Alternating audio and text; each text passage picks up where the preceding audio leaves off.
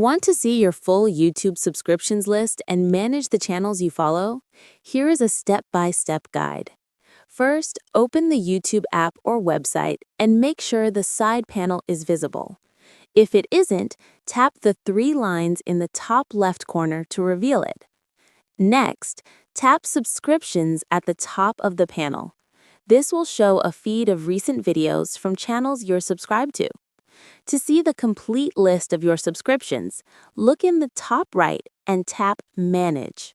Here, you can scroll through all the channels you follow, check which ones are active, and see when you subscribed. If you want to make changes, simply tap Subscribed next to any channel to unsubscribe. This is a great way to clean up your subscriptions, remove inactive channels, and keep your feed personalized to the content you actually want to see. And that's it. You now know how to access, view, and manage your entire YouTube subscriptions list.